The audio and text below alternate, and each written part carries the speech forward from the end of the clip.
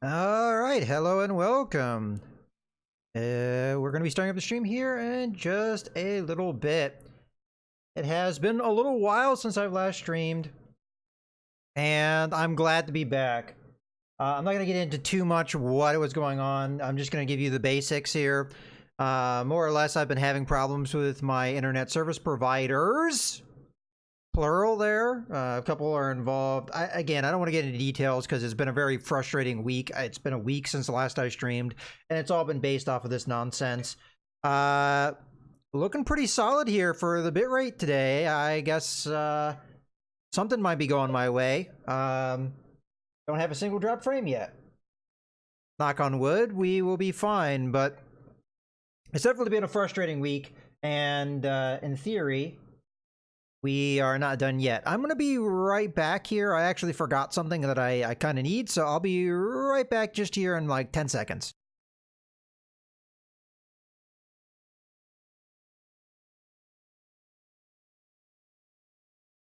Alright, sorry about that, guys. This is an hour earlier than I normally stream, so I was kind of running around to get things together. So, no, I did not forget my TPUG. Nice guess. That was the one thing I didn't forget. Alright, before we continue to forget things, let me switch over to the game we're going to be playing. It's going to be a new game for my, well, Twitch coverage here. Trials of Fire, that's what it's called. There's a lot of games that start with the word trials, apparently. Alright, go ahead and... I don't know if there's really any other tags to put in here that I can put in, so we'll just leave it as is. That's fine. Alright, we're more or less ready to go. So, during my time off, I did have some opportunity to practice this game again a bit. Normally speaking, with a game like this, I'd come in blind and we'd be doing a first impression. But because I haven't been streaming for a little while, this was one of the games that I had on my radar. There was this game and another game. I've actually had it for a little while. Full disclosure, I did receive a copy of this game from the developers. But I kind of held off on covering it because it's an early access. And as a result, my coverage of this is still probably going to be somewhat limited because of that early access element of things. I feel like there's a little hair on my glasses, probably from my beard. I trimmed my beard earlier this morning, so probably have some loose hairs. Alrighty, but let's go ahead and start up the game here. But yeah, so this is an early access, still in development. We'll see, like, there's still a lot of stuff that they need to work on. But as far as I've seen, the mechanics are solid. It's more just like more characters, more artwork. Looks like there's some of that still missing. Although it looks like there was just a patch recently. Looks like mostly technical crash-based things though. Oh, and hey, Ursi. Well, so far, we haven't had any frame drops today. We were on the phone. So, those of you that are on my Discord, I didn't really want to talk about this too much, but my old internet has been very unreliable. Some of you guys that have watched my streams in the past have seen that. There will be times where it hitches and hangs and freezes, what have you. Whatever word you want to use to describe what happens, it was happening. But we had words with my my current internet service provider. Well, again, there's plural and internet service providers involved in this, but my current one that I'm using right now to do the stream, the one that is actually functioning, it's been reliable today. I don't know if it will continue to be that, but we'll see. We do have a technician coming out. We have multiple technicians coming out. It's just a mess. I'm not going to talk about it, though, because I don't want to get frustrated, because it really pissed me off last night, but I'm not going to worry about it anymore. All right, capture. Looks like I do need to lower the audio. It's kind of loud. Let's lower that music volume. Let's lower the master volume just a tad. We'll see how that does. Alright, so as I was saying, I have played this game a little bit. I did one playthrough. I did the tutorial, although the tutorial was pretty limited. Then I did a single playthrough just to get a feel for the game, and it did that entirely to its completion. Took me about 3 hours, I think. Okay, so this game is, the best way I could describe it is like old school Fallout mixed with like a deck builder game like Slay the Spire or something, which is a game that I was playing earlier to start the stream. I would say it's a blender of a couple different things, but that's the best way I could describe it. But definitely a fantasy setting, but it's post-apocalyptic, and we'll get into that a little bit more here. But at the moment, I have 4 characters unlocked. When you first play this game, you only have 3 characters: the Warrior, the Hunter, the Elementalist. I was able to unlock by doing the one playthrough, the Warlord. But currently, there's only 1 other character to unlock, and there's a bunch that are coming soon. Again, early access. So initially, what we're going to do is we're going to pick the characters that we would like to be in our party. As I said, the default is this. I was playing around a little bit with potential Switcher Maru. I think what I'm going to do here, I'm going to put you up there, you there, and I'm going to do the Elementalist. The Hunter is a good character, but for me, he really didn't serve his best use until late in the game. And at that point, he was very useful. As a matter of fact, I think I won that first playthrough because of this character and the abilities I was able to accumulate on him. But I'd like to work in the new character, the Warlord. And I have to put one of them out. I'll go over each of the characters. We'll focus on the ones that I'm going to be playing as. We have the Warrior. Pretty standard. I mean, it's a warrior. I don't know if there's really anything you need to say there, but it says fierce frontline fighter, specializes in dealing melee damage and defending against incoming attacks. You have the Hunter, deals damage from afar, uses range attacks or summon pets to take down enemies before they can pose a threat to the party. I never got the summon pets thing. I only really encountered the range stuff, but just like Slay the Spire, the more you play this, the more stuff you'll unlock. So potentially that element of his character will unlock later, but just think of him as a pretty standard archer type character. The Elementalist is going to be your spellcaster. Elemental spellcaster, excellent at dealing damage to multiple enemies at once if positioned correctly. I found her very difficult to use, and I don't think that's going to change, and I'll go over why that's the case as we get into the game mechanics. Then we have the Warlord. This is a new character. Melee support character, buffs up the team and is particularly effective when close to the enemy. So I'm hoping that the Warlord and the Warrior will work together. Now this is a fantasy setting. As far as the starting characters, they're all human. This character is what is known as a hybrid in this game world. Best way to describe them is if you're familiar with the Warhammer universe, whether that be Warhammer 40k or just the standard Warhammer, it's like a chaos beast, kind of.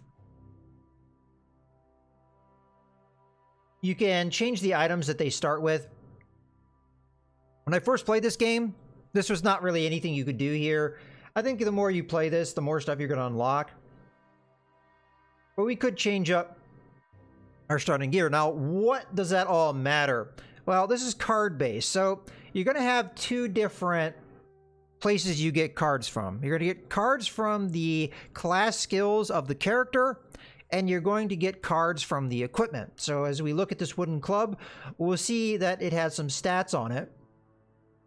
First off, we have a card over in the upper right that says Bash. By having this item equipped, we gain this card into our deck for this character, and it will do what it says here. So it's a melee attack that does 2 damage. Target discards 1 card for every 2 damage taken. So by default, it will the enemy will only discard 1 card.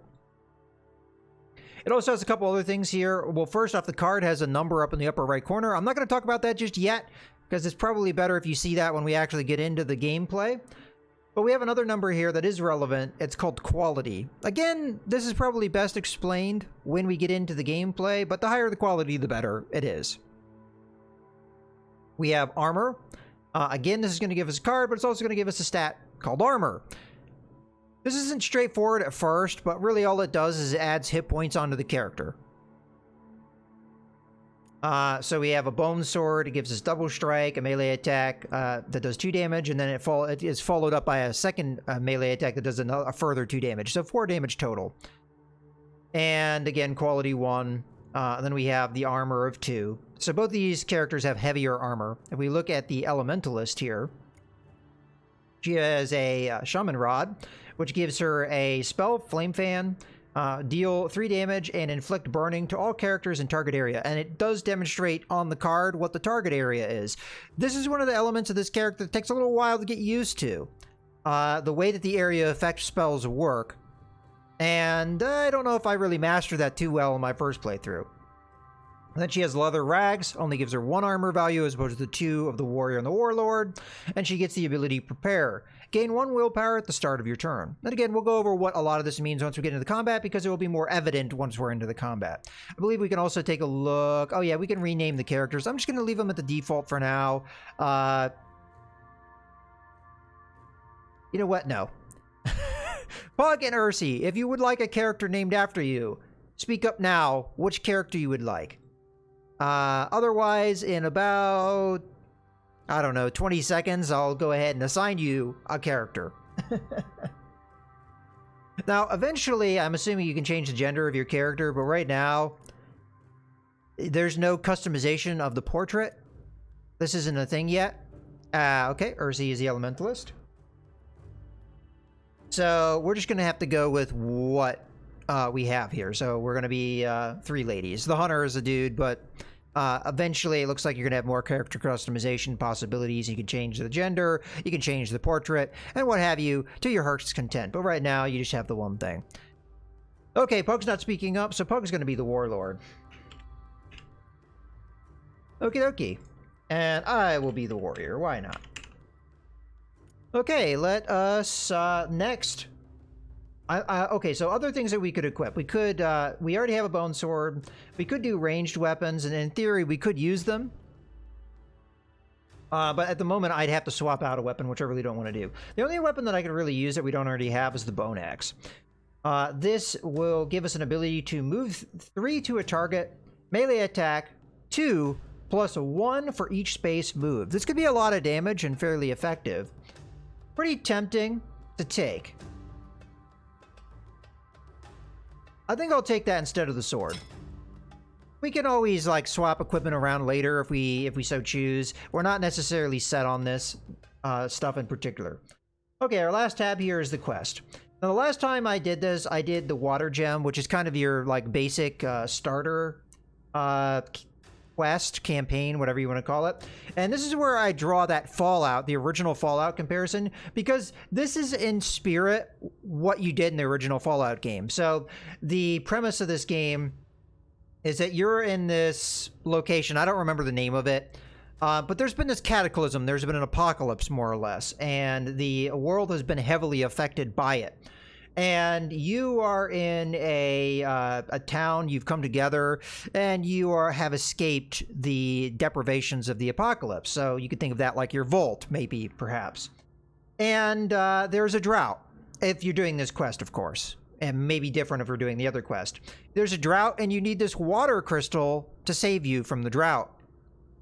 If you have not played the original Fallout, your quest in the original Fallout was to go get a water chip, because your machinery to reclaim, recycle water had become faulty.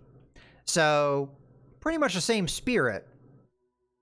We're gonna go with God Hunter though. This is a longer campaign than the default one. Looks like about twice as long. And this took me 3 hours to complete, but it was my first playthrough. So it's potential that that is part of the reason why it took me as long as it did, as opposed to what it says here. But also, I think this is...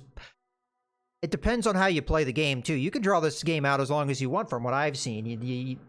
You can... It's kind of loose on where you want to go and what you want to do. We'll go with God Hunter. So what do we have to do with God Hunter? Rescue your abducted companions and hunt down a wrathful deity. Okay. That sounds like it would probably be pretty difficult.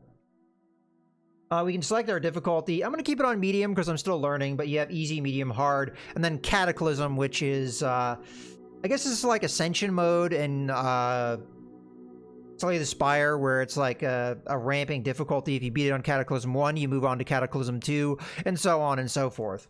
Yeah, we're going to stay on medium for now because I'm still learning, and we've actually bumped up the difficulty by going for a harder quest. If I am able to complete this one, I may go for the Water Gem at a harder difficulty and see how that goes. Okay, let's go ahead and begin the journey. So we don't know what we're going to encounter, but we're going to encounter potentially 4 main events here along our quest. We have 4 objectives. Okay, let's go ahead and begin the journey. The settlement of Terralyn, so that's the location, and there's a lot of lore to this game. Anywhere you see a hyperlink, if you hover over it, you're going to get a bunch of stuff. I am not going to read all this stuff because it's a lot of reading in this game.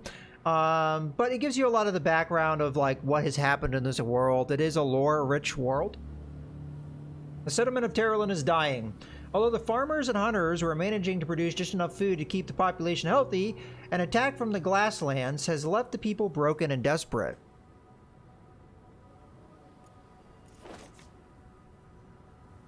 Last night, a large group of organized fanatics, aided by powerful elemental magic, raided the farming grounds east of the town and abducted many of the workers. Many of Terralyn's defenders, the Voiders, were killed in the attack, and the community and many families have been torn apart. Let's just call these vault dwellers, right? The remaining Voiders gather in the morning to formulate a plan to rescue those taken and punish the intruders. A small group of the strongest warriors is quickly assembled and sent out to track down the fanatics. Reinforcements will follow in time, but you must track down the abducted citizens before they come to harm. So that's going to be our objective number 1. Okay, we are currently on the world map. There are a few different things we can do. For one, we can click on our various characters, so we can see some basic stats about them. Their hit points, what armor value they have. All your characters are going to have the same hit points if they're at the same level. What really differentiates them, and as far as health goes, is their armor. If we click on a character, we get to see a more in-depth look at what their equipment is, and depending on what character it is, they'll have different equipment slots. It looks like the Warlord and the Warrior have fairly similar slots, which is probably, yeah, that's to be expected, but the Elementalist is going to change some things up. The symbols are going to dictate what items can go in those slots. So if we were to take the bone out of there, we see that there's a sword and an axe. We hover over different slots, we'll see whether or not an item applies, and also if we pick up the item, we'll see where it applies by the highlighted thing. So it's fairly easy to figure out what items can go where. Not too much difficulty with that. So we can also take a look at all the cards that this character has access to. Some of these are going to come from the items, and if they do, first off, they're separated by where they come from. You have equipment and you have class. But so it's going to highlight the item that this card comes from. So we're already familiar with these. But we also have a number of cards that are going to come from the class that this character is. In this case, the Warlord. So we have Power Shot. This is just a ranged attack. This is pretty much the same kind of card you'd get from a Hunter. You have Leadership. I don't know if I've seen this card before. Every time you play a card that affects another friendly character, gain +1 willpower. Okay, so the idea of this character was to buff friendlies, so I have a feeling this is going to be a card that plays into that, because if you can't do that, this card's not all that useful. You have Swipe, which is just a melee attack. Very basic. Most characters will have this attack. You have March, activate all friendly heroes. Okay, so this is a move order for all of your friendlies. You have Inspire. Target gains Inspired to a friendly character. Inspire, +1 to a melee range and magic damage dealt. Okay. Defend. Again, this is a very basic card. Most characters will have at least one defend. It's just going to give you some block, more or less. Advance.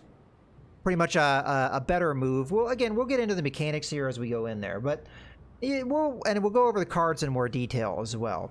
But again, I want you to see the mechanics of how combat works before I get too much into the nitty-gritty. But other things that we have, and we can see these things on the main map here too. We have our stamina. This is how well rested our party is.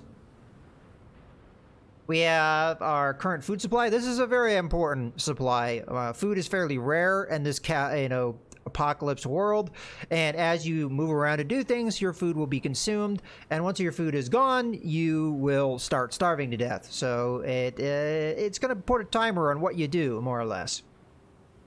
You have your healing items. This can be used a couple different ways. You can heal hit points with it, but you can also heal injuries, and we'll see those come into play, I'm sure, as we get into here. And then we have obsidian, which is the currency of the game, and you can go to shops and buy things. Okay, so that pretty much explains a lot of the things at a basic level. Let's just start moving so we can move around on the map. We'll see this little question mark here. That is going to be an event that we can encounter. We also see this little gold arrow. This is going to point us towards the direction of our main current objective. I think also if we look into the journal, it will tell us what we are supposed to be doing. We have followers, which we can gain later. We have our main objective, and then we can acquire side quests as we travel around. Okay, so there's an event here. Let's go ahead and encounter it.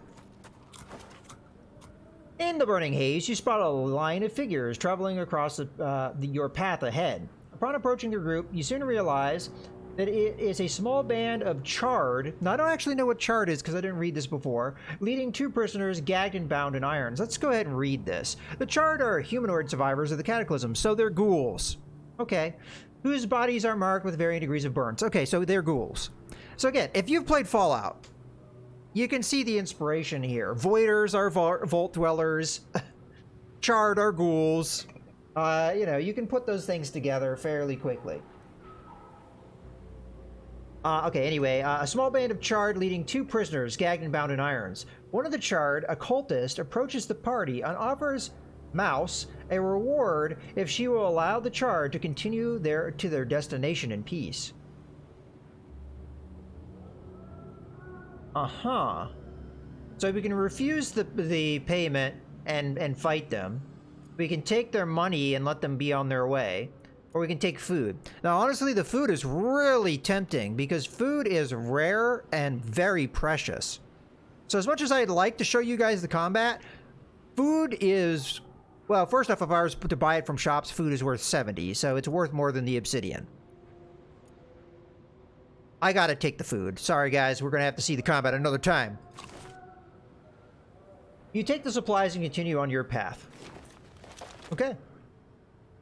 Now, there's another event up here, but one thing I've learned from this game is you can really deviate from your objective a lot if you so choose. There's not really a lot of restrictions on where you can move, and now there's a limit to what I can see here, and I cannot scroll the map. But the world is much bigger than what we can see here. So there's a lot of exploration and discovery and memory to a certain degree as well. All right, let's go ahead and go along this path and start to kind of go towards our objective. But if we see something that's kind of along our way, we might go and take a look at it. So yeah, let's go over here. Another thing that's really important is shelter. When we rest, which we'll have to do eventually, the level of shelter that we have, which we can just hover over here and see, is really important. This is a blasted land. Just camping out in the open isn't really going to do a whole lot for you. That's where stuff like this really is going to come into play. Coming into shelters, we'll see the difference once we get in here. So this would only give us 15 stamina. The rear-facing wall of a ruined tower has partially collapsed on one side, leaving it leaning precariously against a cliff face behind it. A bronze bell still hangs from a thick wooden beam halfway up the tower and chimes gently when the wind picks up. It looks like the remnants of a room at the top of the tower have become wedged against a slightly concave portion of the cliff. Numerous overhanging portions of the cliff make it very difficult to climb, but a blackened rope hanging from the bell could be used to ascend. So we have a few choices here. Climb the bell rope, though the noise could attract unwanted attention. Search among the stone blocks, or bypass the tower and carry on ahead. Well, that's the coward's choice. So really, we have two choices here. I say we do this one. Unwanted attention would draw a combat, which I actually want to do so I can demonstrate the mechanics to you guys. So let's do that. Pug pulls on the rope sharply to test his strength. Of course, Pug gets us in trouble. It seems, if you have a feeling this is a little bit of a typo, it seems, there's no need for this. It seems sturdy enough, so she begins to climb it, which makes the bell ring continuously. Unfortunately, this has attracted the attention of a band of Chard, which again are kind of like ghouls, who she spots approaching. She shouts down a warning to the others and slides down the rope and climbs down the buttress just in time. Let's fight. Okay, here we go. So now I can kind of talk to you guys a little bit more about the mechanics. So as you'll note right away, all of our characters have 10 hit points, right? But you'll note here it says that they have 12. Well, 2 of that is their armor. So more or less we can take 2 hits without it actually getting into our hit points. So we kind of have a couple free hits, more or less. That's something that you need to figure out kind of, well, it's helpful to figure out. That is not necessarily apparent in the game. Alright, so we have 3 characters and they've each drawn 3 cards. It is currently our turn. We can play the cards of these characters all in our turn. It's not one goes and another goes. They're all going simultaneously. And the enemy will do the same. Now we have 2 enemies. They're both Chard skirmishers, it looks like. Which gives us a little bit of an idea of what their capabilities are going to be. And we can see that they have a deck of 6 cards. At least that's how I understand that's what that means. Alright, so let's get into how you do things. You do things by playing cards. You play cards by paying its cost. Its cost is going to be in the upper right corner. This is going to be your willpower cost. If you heard me read descriptions for cards earlier where they mentioned willpower, that's where that comes into play. This is where our willpower is tracked. We currently have 0 willpower, so we cannot play any cards that have a willpower cost. So we have to gain willpower, and how we do that is by burning cards. So to do things, you oftentimes have to sacrifice other cards to be able to achieve them. The higher the cost, the more you're going to have to sacrifice. Now there are varying card types. Some of these were kind of self-evident, we've already gone over. Swipe is going to be your basic melee attack. Advance is going to be a basic move. But you'll note that this has no willpower cost, which is why it's highlighted in gold right now. I can play this right now. To play it, I click on it, and now I can drag the character to where I want them to move. It will move them 3 spaces, so I can move them 3 hexes. Once I have moved them to that location, the card gets played. Yeah, these are just more attacks. This one here is a cost of 3, so it's going to be fairly hard to play based off of the willpower cost. But it does 2 to 6 damage, so it's kind of variable attack. As opposed to just the 2 damage that a normal swipe could do. We have another advanced card. This is what's known as a power card. Power cards are a card that you play on the character, and it will stay on the character as long as its resilience is not overcome.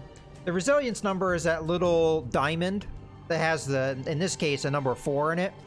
Pretty much what that means is if we take 4 damage...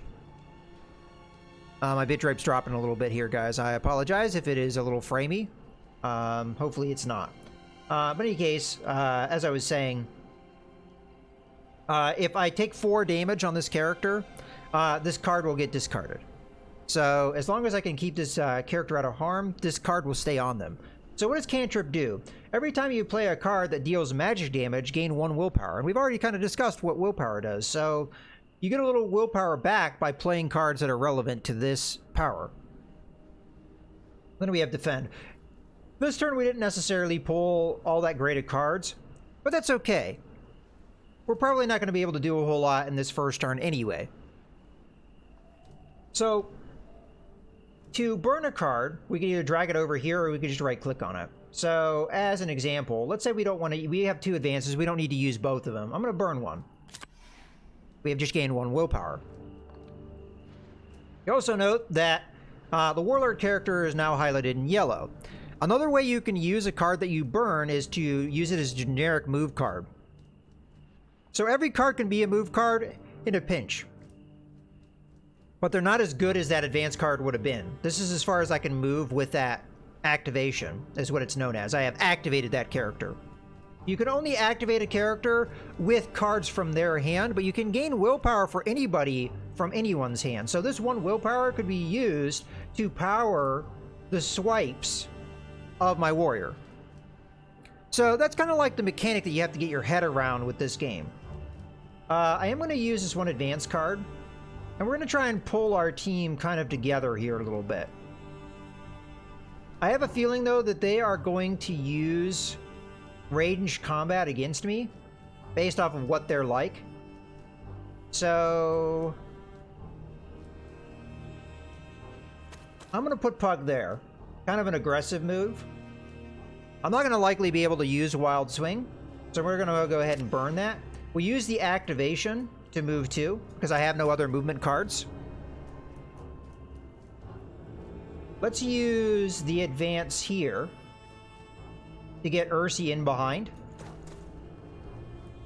I'm going to burn her defend card, although we could use the defend card this turn.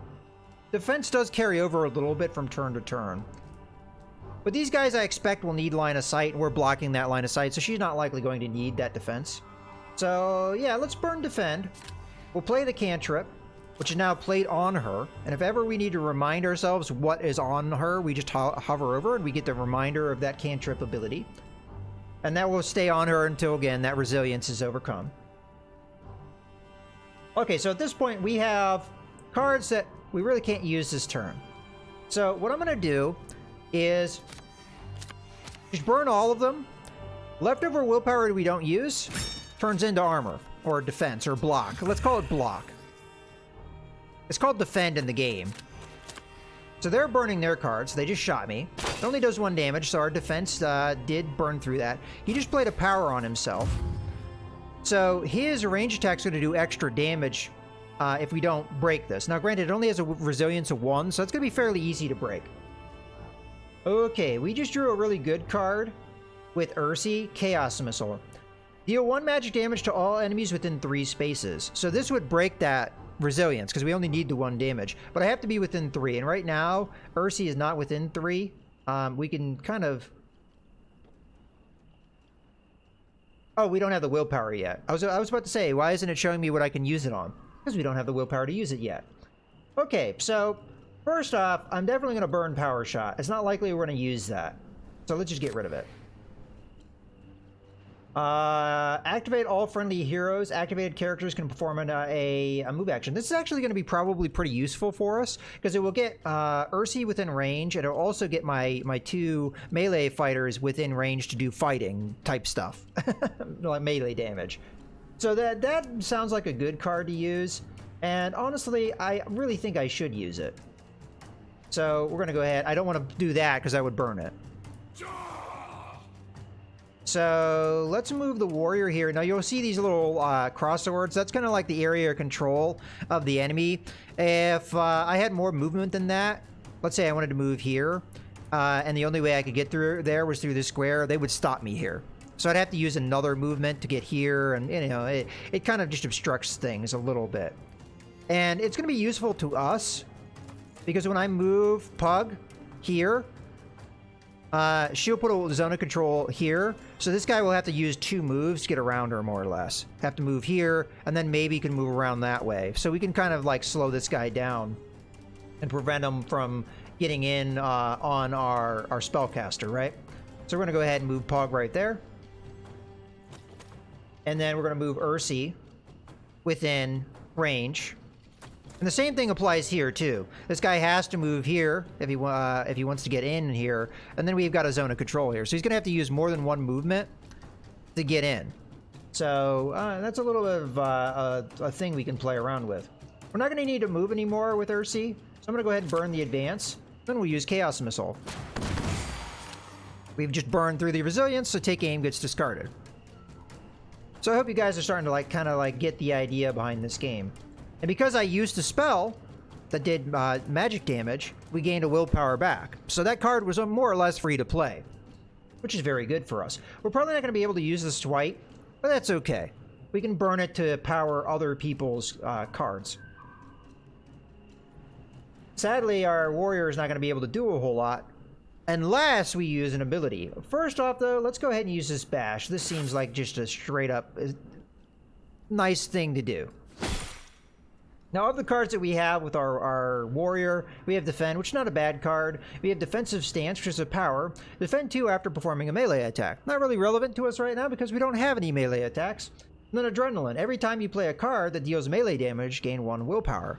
Again, not a bad card, but not relevant to us because we don't have any cards to play it. So, what we're going to do is we're going to do a deck, a redraw. That's what word I'm looking for. And you'll see the number 1 there.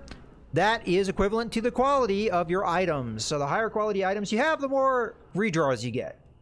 Let's go ahead and do that. Now we can see what's in our deck, so what we're likely to draw. We have a couple of attack abilities in there, but we may get unlucky and draw a couple advances and a defend. We didn't get unlucky.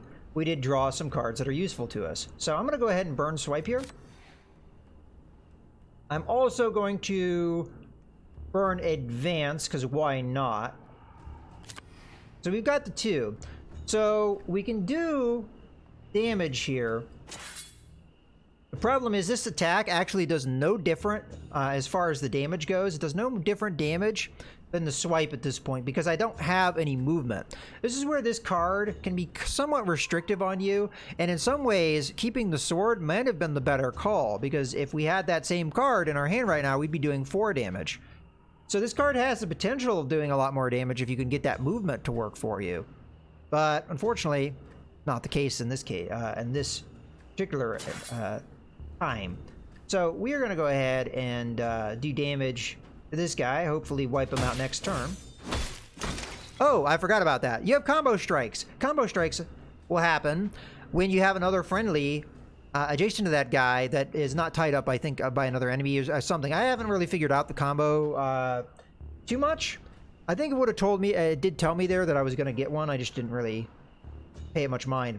Now, unfortunately, I can't play this card, but that's why I think having the Warlord is actually going to be a pretty good combo for us, or I'm not intending to have a pun there, but we can get the combos out of that by having these two close to each other in melee combat. We could also prevent that more, I think, because with the Hunter Warrior Elementalist setup, your warrior's oftentimes by themselves and is the one getting comboed rather than the one dishing out combos. So let's go ahead and just burn that card, and we'll take the armor.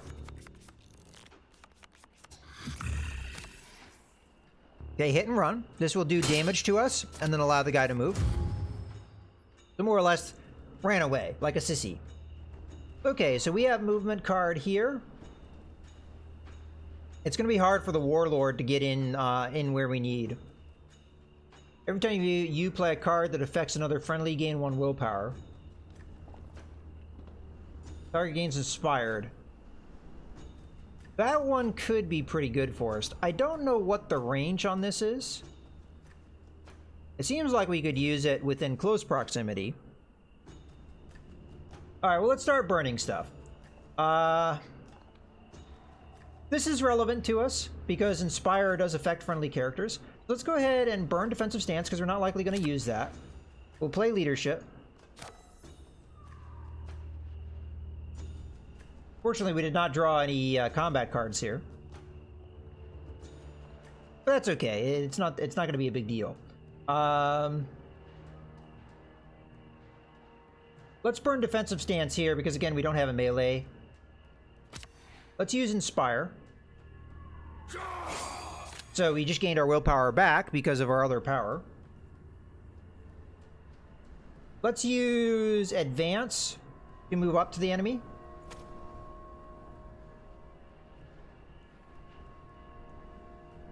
This only affects this turn, I'm noticing. We don't have any more redraws, though. Not a whole lot we can do about that. Maybe I should have played it on the Elementalist. That was a mistake, I'm noticing. Alright, well, we'll get the misplays out of the way when the combat's easy. I will use the Defend, though, because I think that makes sense. Flame Fan is not going to really work for me, because it would be hard to use it without hitting myself. So Prepare is a pretty good card to play. We could play the Chaos Missile and get damage this turn, but I'd have to move up to get it. So I'd have to burn both of these cards. Well,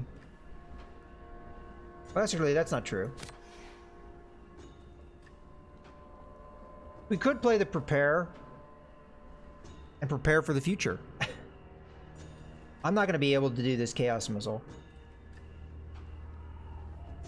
Not unless I burn Prepare. We'll play more of the long game here, even though that might not be the right call. Let's move her here. Warrior might take some damage, but we do have armor. Another hit and run. That's a lot of damage for a hit and run. I don't think it normally does that much damage. At least when you get it. Maybe it does. I don't really remember. It was only a one-cost card, though, I thought. Okay, so our Warlord does have... Ah, we got our charge in. Okay. So we have 1 willpower because of the card that she has here. This is going to be hard for me to use just based off of the train. Actually, you know what? I don't know if this goes through obstacles. Spells may go through obstacles. I'm actually curious to do that. Just to see if that's how it works. It would do 3 damage. We have a lot of cool things we could do this turn. It's going to be hard for me to get all the willpower I need. Let's go ahead and advance here. We're going to want to charge, not advance. So I could probably burn that advance. So that's 2 points right there.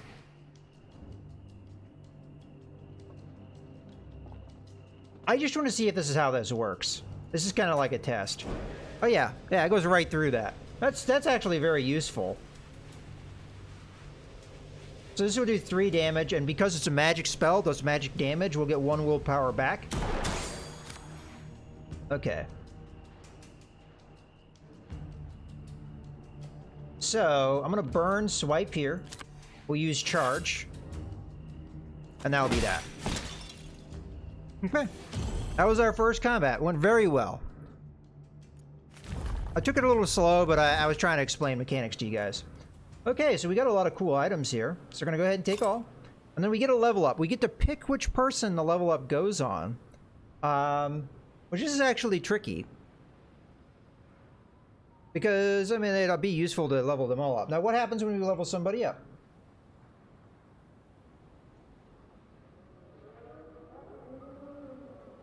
Let's level up the warrior, which is me. I'm being very selfish.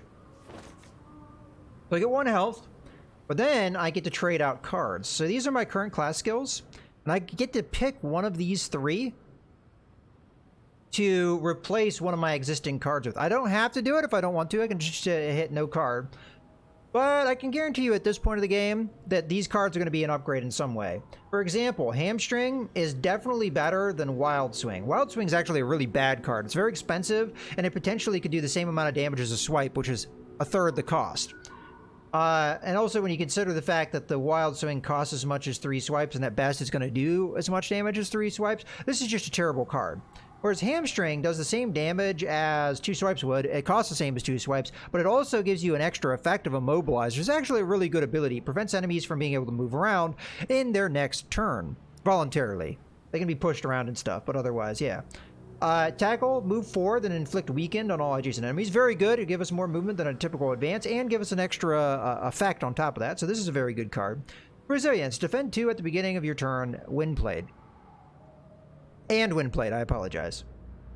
So this is just an every turn get 2 defense. I still think Hamstring is the right call because Wild Swing is such a bad card for us. Which is one of the reasons why I leveled this character up. Because of all the characters right now, this character had probably the most problematic ability in that it wasn't very good for what it cost. So there we go. That's our first level up. The next time we get into combat, we'll level up another character, and it will be the 2 that we have remaining. You cannot continuously level up the same character every time. Yeah, once you get them up there, and they're all equal, then you can choose between the 3. But when there's one higher than the others, then the other 2 are going to be the only choices you can make. After gathering what you can from the charred corpses, Pug tries to climbing the rope again, but it gives away mercifully only a few feet from the ground.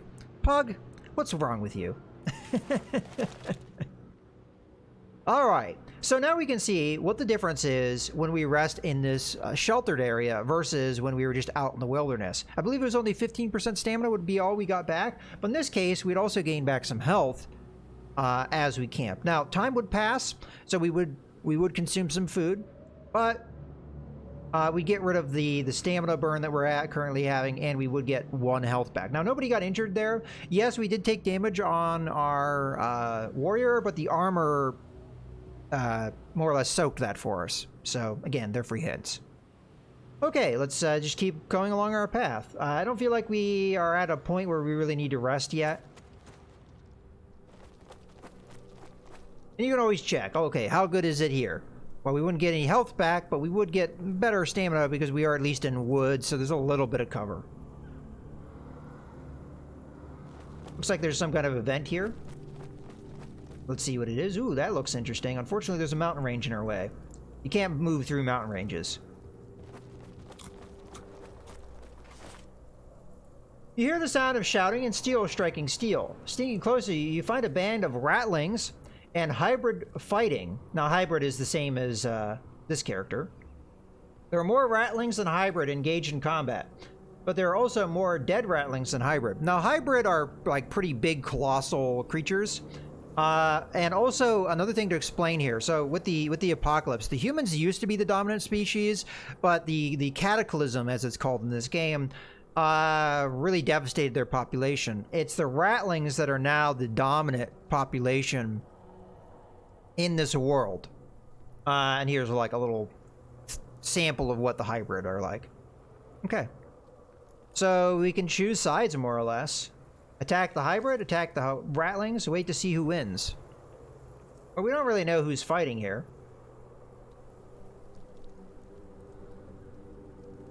Both can be bad. It's not like you can go, oh, well, ratlings are inherently evil. Hybrids are inherently good. They both can be good and bad. Both have been known to be slavers. The ratlings have been known to be slavers. Hybrid can be slavers as well. As a matter of fact, does it say that in their description? Boo, boo, boo, boo, boo, boo, boo. Not so much. Ratlings definitely are more often to be slavers, though. But we have a hybrid in our party. Let's attack the ratlings. What the hell? We'll pick a side, and if it turns out to be the wrong side, we'll find out. Seeing the attack coming, the ratling decide the odds are against them and make a swift retreat, leaving various items behind. The purposeful way in which they're moving makes you think there may be rattling burrs nearby. The hybrid groups stare at you. Their motionless stances indicate they're not in any great hurry to attack. Okie dokie. Now we've got a decision to make. Do we attack them, hoping to get everything for ourselves, or do we negotiate splitting the loot? Now this is a dog-eat-dog world, and I don't know if I feel like being nice. Attack! Oh, just one of them. Oh, he's tough though. You note that he looks a little bit different, like his little icon here. At least I think so. I believe this is like what's known as an elite. Yeah, I think so. Hybrid Berserker, Enrage. Every time this character is damaged, move 2 spaces towards the attacker and gain 1 damage until the end of the next turn. Okay then. Is that a stacking thing? Because that sounds bad. Especially as we have mostly melee characters. And this guy has 20 health, which is a lot of health. Oh boy. Unfortunately, our elementalist did not get any movement abilities whatsoever. Although we do have March, which could give her movement. I think we should probably play a lot of powers and prepare for a fight next turn. So we have to decide which of our abilities are going to be the most useful. I think Swipe's pretty generic ability, so we'll get rid of that. I'm definitely going to play March. And what are we going to do here?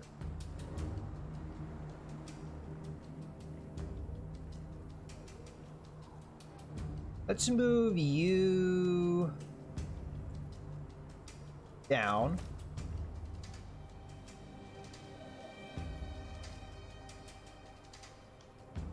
You there.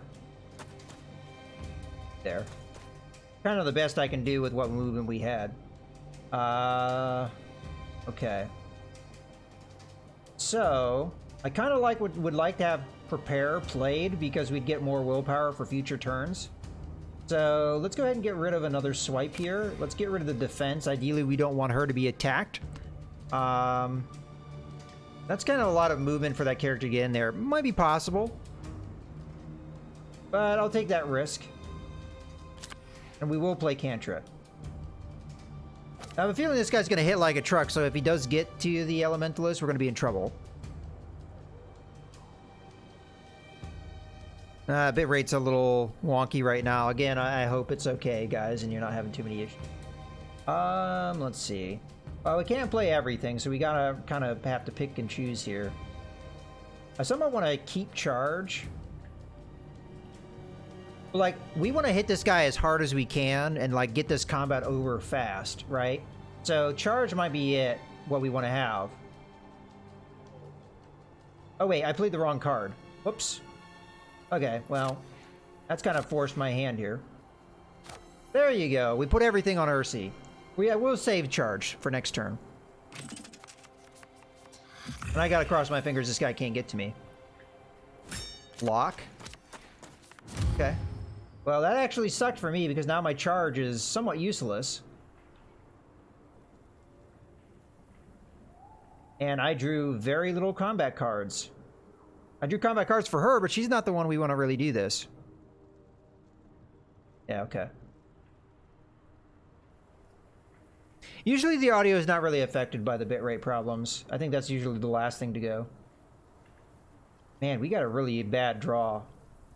And this guy moved the way it needed to move. I honestly think we redraw at least a warrior's hand.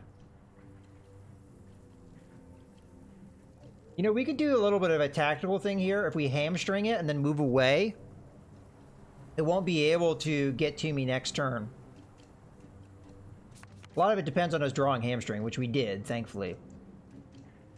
So we're going to need to at least use one of our cards to be able to move away. Leadership, this is the thing. Every time you play a card that affects another thing, we don't have any cards that affect that, though. So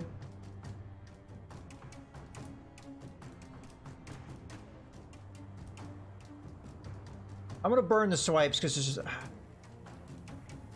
probably not a lot of chance I'm gonna use it. I'm gonna think about that though. This is a tough turn for me. I probably want to play the Adrenaline because we're not going to want to play Hamstring. Honestly, we cannot discard any of the Warriors cards. We need every single one of them. So we have a potential cost of 4. We need to come up with that cost somehow, right? So, spend, advance. I'm gonna go ahead and use the Adrenaline now. We need one more willpower. I'm gonna go ahead and use one of these swipes. We're gonna use the Hamstring. Won't do any actual damage this turn, unfortunately. But the Immobilize did play. We're now going to burn this so we can move away. We're going to use Ursi's Advance to move in behind. I definitely want to play the Leadership, I think, for a future turn.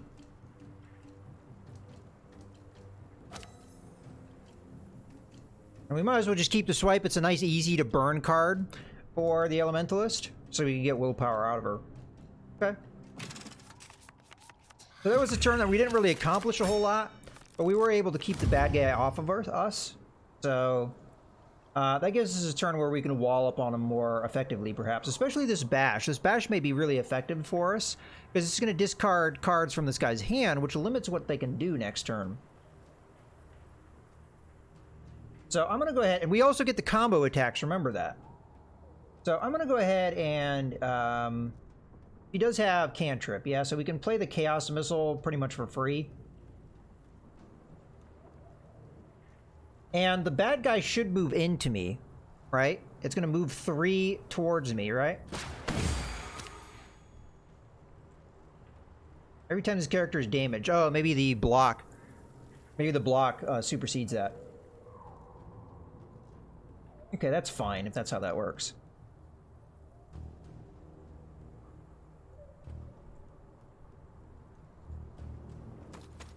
Okay, advance, advance.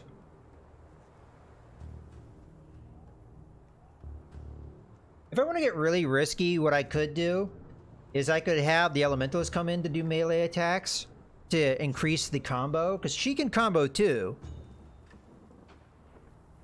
I just have to think about where we'd be from a willpower standpoint.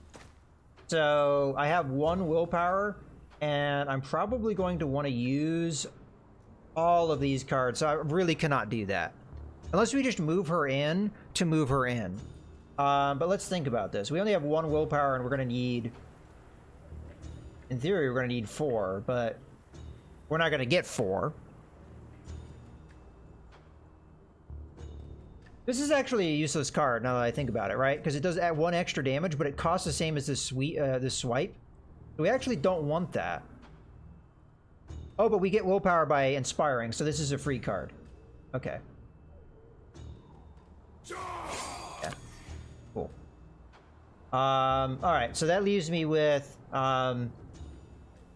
we potentially want 3 willpower. Yeah, I think what we have to do here is we have to burn these 2 so these guys can get off the most attacks they can. Because we'll get bash, we'll get the 2 swipes. At that point, we'll be doing 8 damage and then whatever combo damage we do on top of that. I think that's the right call. So we burn Flame Fan for sure. As much as I'd like to use that to move in, I just don't think it's the right call. Alright, let's bash him. Okay.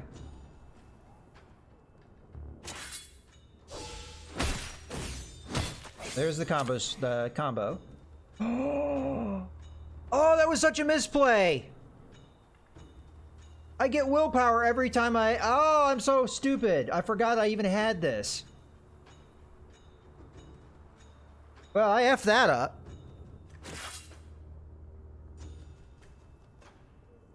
I could have moved. Oh, I'm so stupid. Every attack this character would have done would have been free. Definite misplay.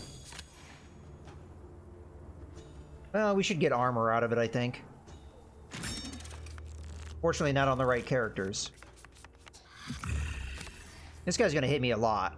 Yeah, that's a lot of damage. Ow. Ooh, mama.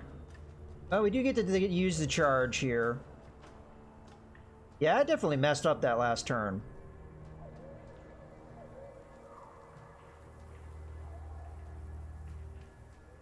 Alright. Let's see if I can get the most use out of stuff here. So advance. I think you can still use spells in close combat. I could be wrong with that. We might as well use the Chaos Missile because it's free. Unstable Blast we're probably not likely going to be able to use. It does do 3 damage, but... This will get 3 damage plus the combos.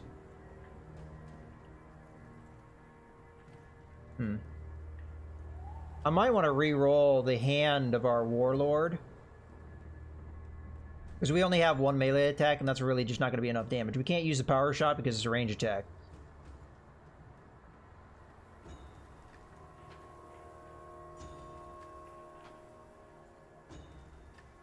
Alright. We're going to burn the Unstable Blast. We're gonna burn the advance because we don't really need it. The other thing I have to think about, though, is we're gonna want to burn cards.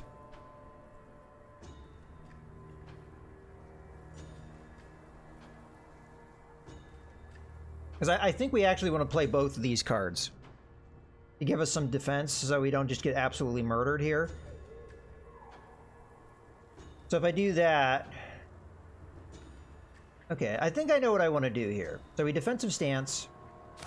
We charge. We get 2 combos. We're so close to... if I hadn't misplayed last turn, we would have been done by now. Oh well. We're 1 damage away, too. Okay.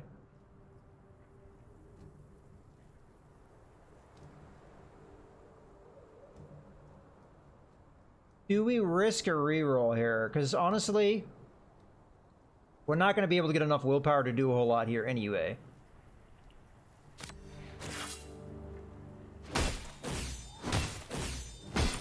One damage away. We actually may lose one of our characters here. If it attacks here, it has 7 bonus damage, and AI will probably not. No, we'll get to see what happens when a character gets knocked out, though. So let's just go ahead and do that.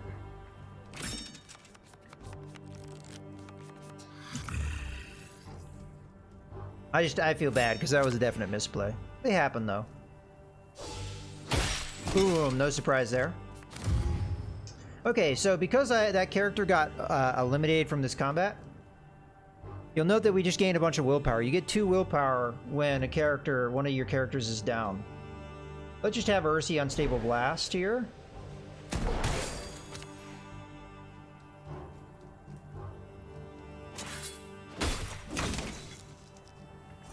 Bummer.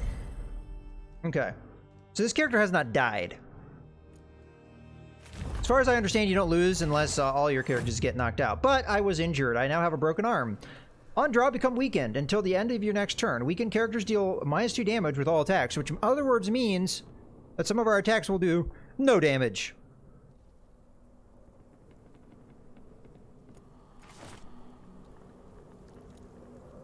Oh, I should have used this item. That was a mistake. Oh well. Go ahead and get what we got. We're gonna level somebody up. Let me think about this. I'm trying to think, does the Warlord have a card that's like problematic for us? Probably Power Shot. What about Ursi? Probably Flame Fan, but we can't get rid of that because that's actually the staff. While we're here though, I'm gonna go ahead and give the Embroidered Robe, which gives us 2 different abilities. We will lose Prepare, which is a pretty good ability, but we'll get Quick Thinking. Look at the top 4 cards of your deck and choose 1 to draw. That's actually really good. And then move 2. The next card you play this turn costs -2 willpower, which is also very good because one of the problems the Elementalist has is being able to afford her cards. This will allow Flame Fan to be a lot more playable. Some of our 2-cost cards will be free if we play this card first, which is free, by the way. So that's really good ability. Also, she gains an extra armor, I believe. Oh, 2 armor. She's now our most armored character. So yeah, I think the Warlord's the one we want to level up, because I think that Power Shot is not very useful.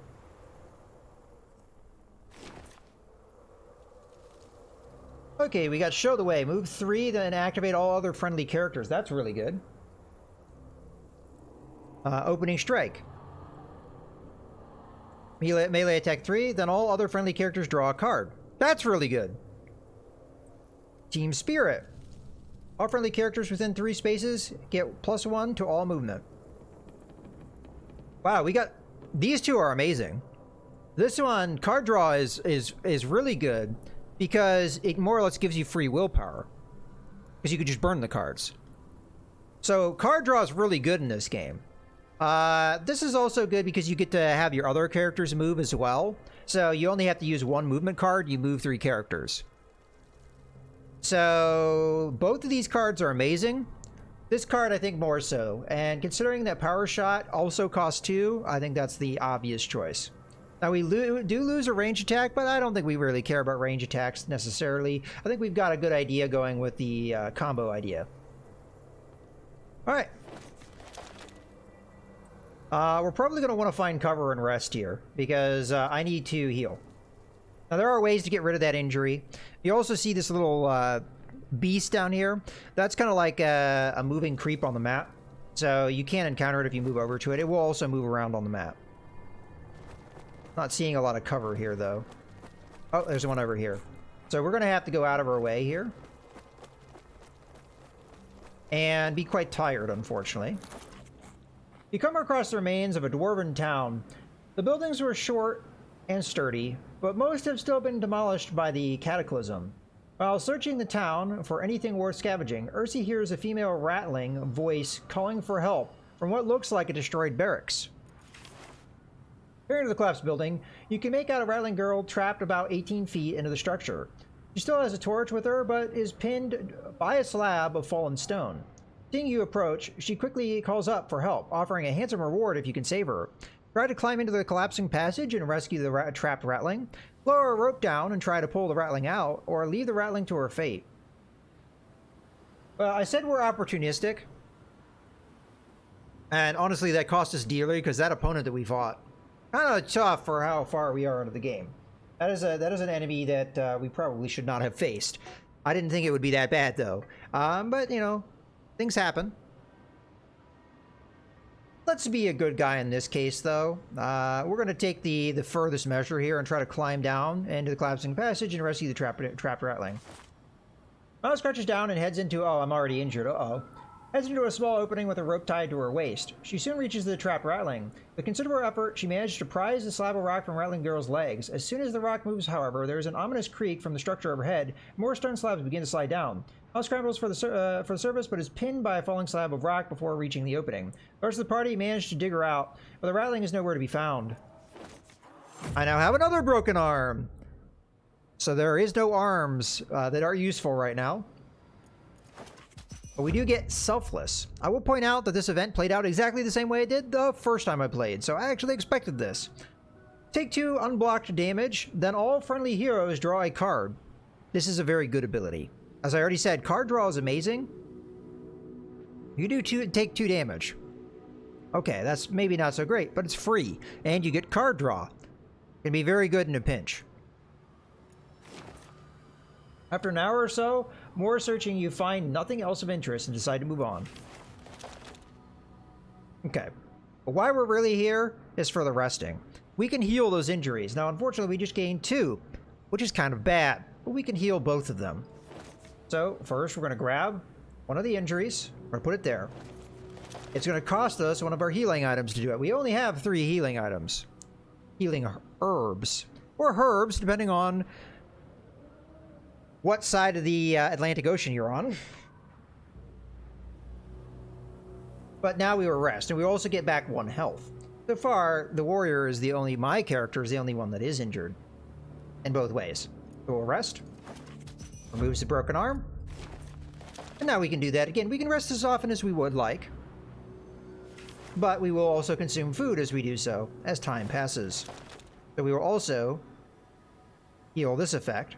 There's all the things you can do, crafting and other things that will happen as you gain other things, followers and such. Unfortunately, we don't have any crafting to do because we don't really have enough crafting items. You will see a number here displayed if there is something you can craft. So it is kind of open in that regard. You know, I wasn't really paying attention to whether or not my camera was covering anything. I don't think it is, but I will try and keep that in mind as I go forward here. So there's the other broken arm. We're now completely fresh, although my character is at like half health, more or less. But I say we move on. Let's, which side of the river do we want to be on? Let's say this side. Or lake, or whatever this is. Body of water. Well, there was an event over there, but it looks like there's a mountain range, so I think that was the right call.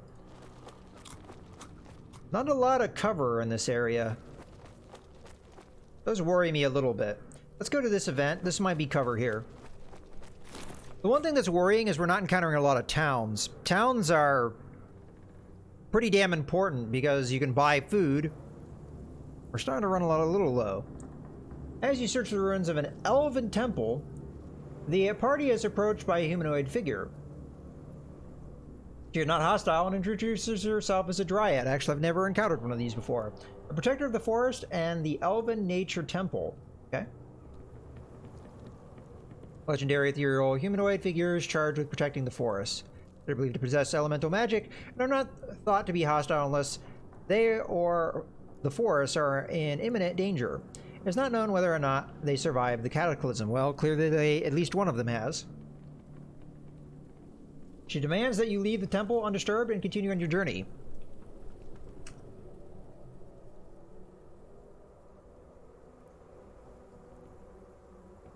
How about no?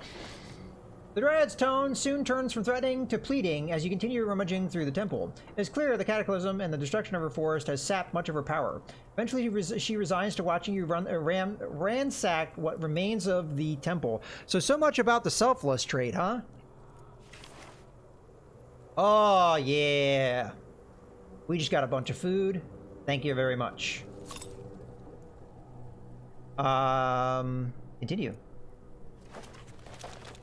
Sorry, lady, but we gotta survive. Morality it doesn't really make much difference here. Alright, I'm pretty sure one of my characters could probably use this.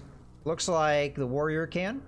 Really a quality 1 item, but it would give us a ranged attack. Same thing is true with the warlord. Honestly, don't know if it plays into what we do. And as a result, I'm not sure I'm even going to use it. This is not a bad card.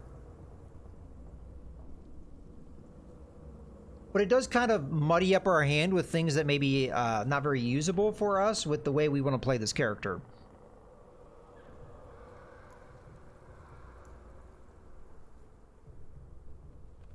Interesting. I just noticed. Yeah, the warlord can use the magic staves. Huh, I didn't know that.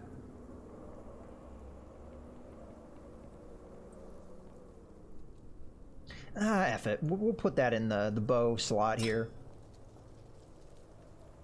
It's of a decent enough ability, and we could always burn it. Okay, let's go back on the map.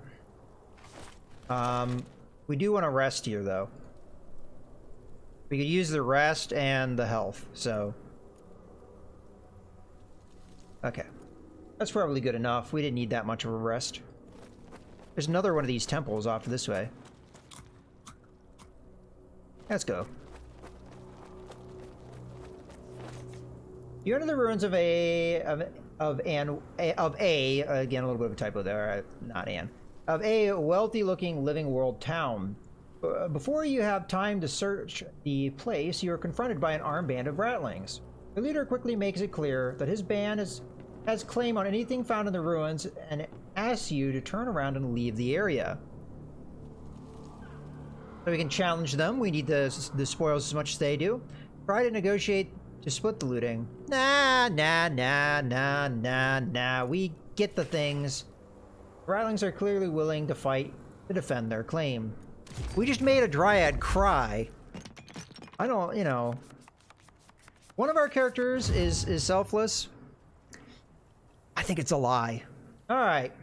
Oh, snapshot is actually applicable in this first turn. But what else can we do here? We might want to have either adrenaline or a defensive stance.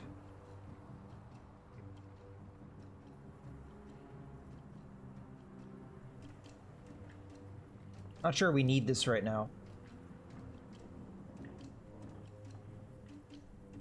Move 2, and then the next card you play this turn is -2 willpower.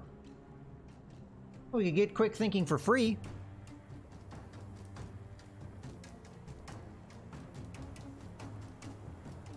Alright, let's try and get our characters somewhat together.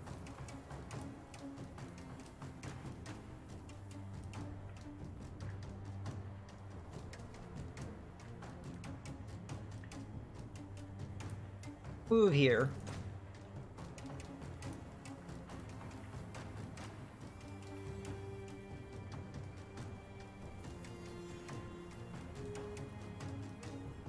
Let's have her just walk a little bit. I don't know. That might not make sense. We probably might even be better off just burning that card and trying to get our powers up, because powers are pretty good. So if we burn all her cards, we get 3, which would allow us to do both of these things.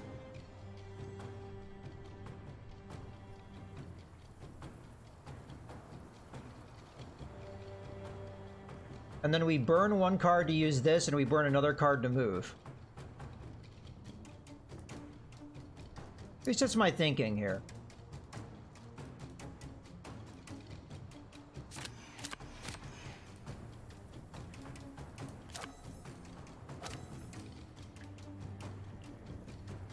Burn this to use the bow. And then burn the defense. And then hope on hope they can't get up on me and start absolutely wrecking me. Okay, let's end turn. Not a bad hand. At least a couple of those. We got some good combat. Alright, what did you just get? Your combo... Ooh. Your combo strikes deal +2 damage. If not adjacent to any friendly... Okay. So they're all about the combo damage, which is not too surprising. They are rattling killers. Yeah, they all have that ability, more or less. Alrighty then. Well, you just took my charge away. That makes me very unhappy.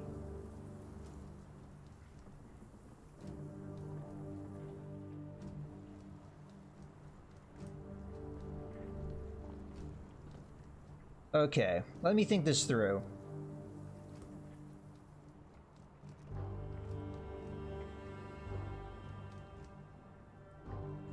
Yeah, it won't let me charge because this guy's tied me up. Or either that or I just don't have the cost for it. That could be true.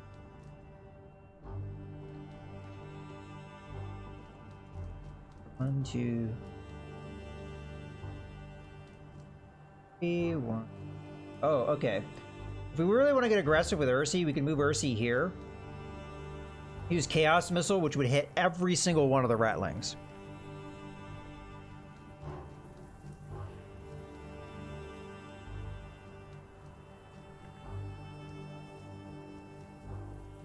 Pretty aggressive move.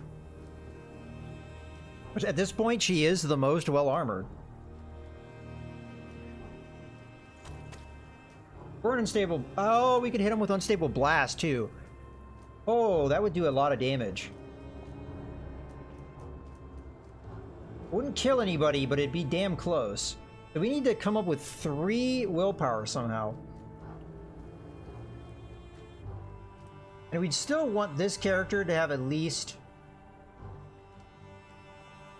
enough, because I think we could kill this guy.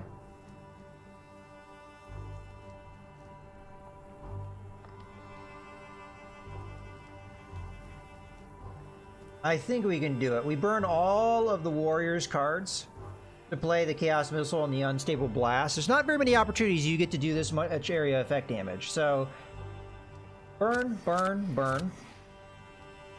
Chaos Missile hits everyone. Unstable Blast hits most of them. And they're going to lose a lot of their stalks, which is good. We advance.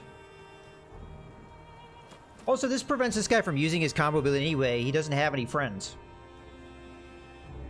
We burn defensive stance to use swipe to kill this guy.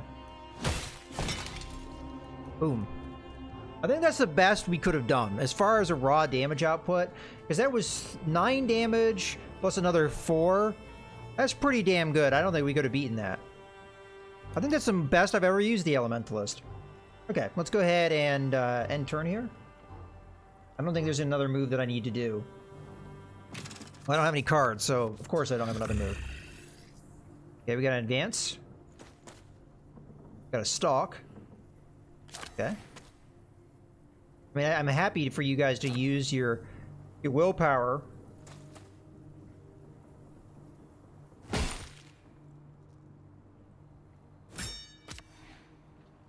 Okay. Okay, we don't want to take any more damage on our warrior, or that will be more permanent damage. Okay, they're going to go after Ursi here, it looks like. Can definitely do things about it. Like, for example, we use March. Put the Warlord here. We get a nice combo attack off with Opening Strike. Melee attack 3, then all other friendly characters draw a card, which is very good. Let's burn our advance, because we're not going to use that. Use the March card.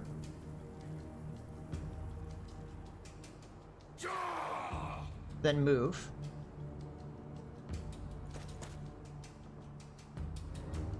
We want to be able to do this. We can move the warrior, so...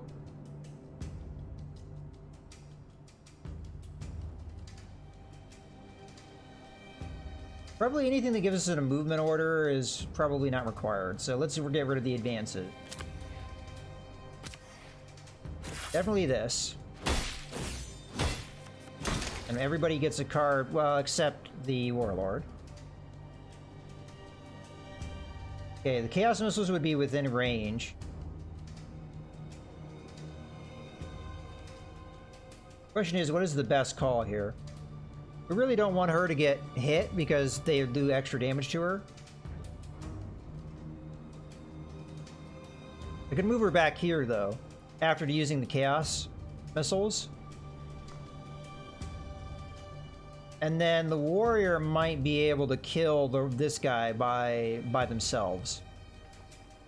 So... I'll give it a try here. So I'm going to burn one swipe.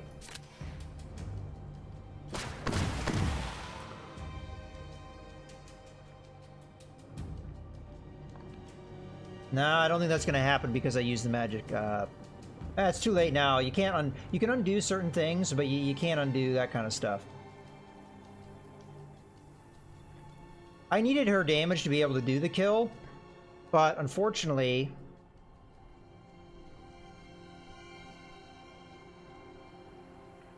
I could move her down and then use the swipe instead. Or I could move her down and use her combo. Yes.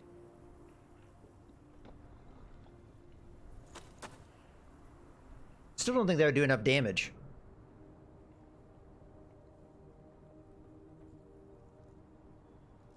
I don't think it's going to do enough damage.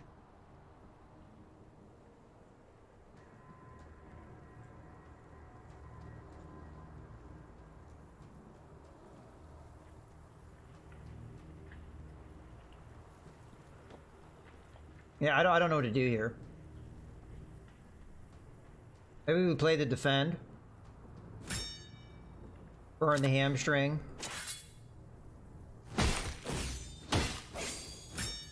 Oh no, we will get the kill. Here's the combo strike. Yeah, we did it. That was the right call. She might get hit hard this turn. I don't think I can prevent it. Not unless I move warrior there. There we go. Alright, I like that turn actually worked out pretty well. Okay. I was gonna say, it's gonna be kind of tough for him to actually be able to do a whole lot here.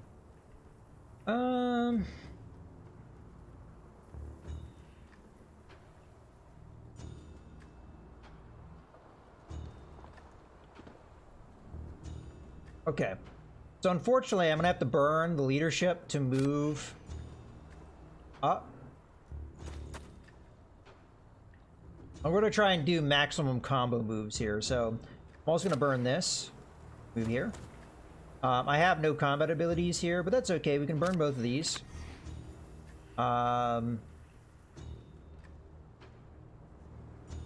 Let's do... Oof. I'll do Inspire of the Warrior. We'll get the Warrior's Swipe.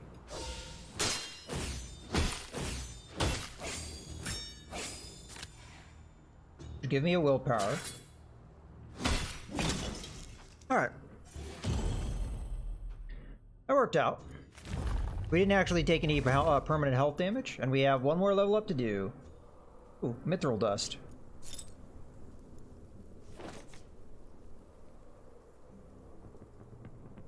Okay, Storm Conduit. After performing a melee attack, nah. Draining Strike is amazing. We have to take Draining Strike. Now, this is a free attack. It only does 1 damage, but it gives you 2 willpower, which is really good. So as a matter of course, we will remove 1 swipe for a Draining Strike, because I think you're not doing as much damage, but that willpower, especially for her, makes a lot of difference, because she can follow that up with a very powerful spells. So, pretty good, I think, to pick that up. After defeating the Ratlings, the party goes about exploring the ruins. After hours of searching, you pull together everything that the party has managed to scavenge. So we get a Crackle Rod, so we can switch out one of our spells. Sturdy Bone, which is crafting material. Some food and some money. All good. Okay. Let's very quickly go into our inventory here. So the main thing we need to decide is, do we want the Crackle Rod called Lightning over the Shaman Rod? And I think that is, yes, for sure, we do. The reason why is because it's easier to use. It's cost of 2. But also the damage output is actually not bad. 2 damage for every enemy on the map. No range, just unlimited range. Anyway, deal 2 damage and inflict, yeah. Oh, 2 different. So not every enemy, but it's unlimited range. Whereas this is very limited range. It's a very specific area of effect. It's very easy to be in a situation where it's hard to use this card based off of where your friendlies are, because they could get caught in the crossfire. And it's pretty high cost for only doing 3 damage. This can do 4 damage in theory, 2 to 2 different opponents. So it is by far and away the better item. Okie dokie. Now in theory, we could give the Flame Fan staff to our character over here instead of the Cracked Shortbow, but I honestly think the Cracked Shortbow is better. For all the same reasons. It's easier to use because it's a lower cost, and it can do more raw damage for that cost. So I think it's perfect. Alright, let's go ahead and... No, we want to rest. Anytime we're in cover, we should do a little bit of resting. Okay, let's keep going.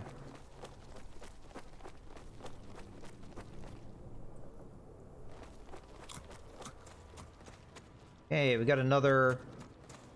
We still have not found any towns, which is a little bit problematic. We are right next to our objective, though.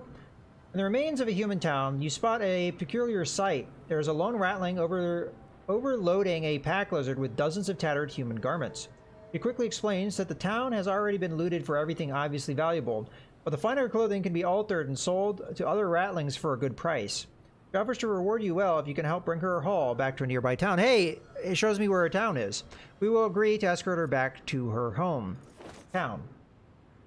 The Ratling thanks you and quickly finishes strapping up her curious horde before leading you out of town and pointing out the direction of her home.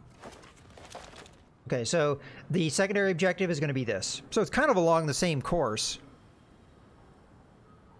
Now, I honestly don't know if we can tackle this at this point. We should probably rest up at least once, if not twice more,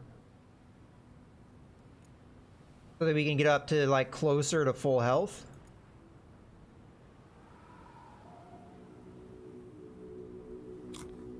Alright, that's about as much as I dare, though, because I don't want to eat through all of our food. We are running low, for sure.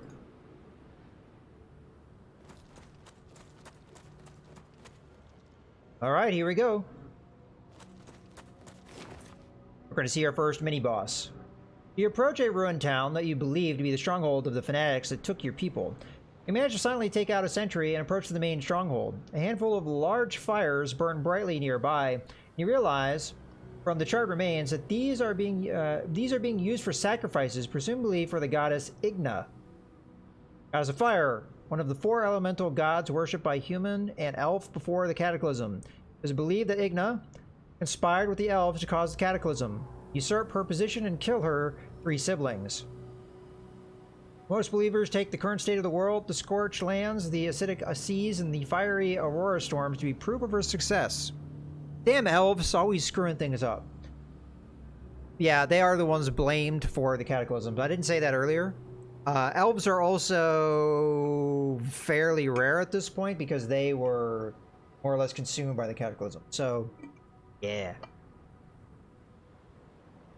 You've heard of this horrific practice before, but never once on a large scale. So that's where our villagers were taken to be sacrificed. So there may not be any left. Desperate to stop the rituals, you rush to where the prisoners are held and are immediately met by the leader of the bandits. He's flanked by a small group of warriors and calls out a challenge in the name of his goddess. It seems defeating this band is the fastest way to disrupt the fanatics. Alright, fight. Okay, we got a big boy here. He is a bandit lord. Momentum gains 1 willpower at the start of their turn for every power active on their team. Okay. But they only have 1 other team member, a bandit robber, so we probably want to kill their team member as fast as possible. Now, they may have summon cards, I don't know. Maybe they can pull bandits out of their butt. I'm assuming you both are close combat opponents.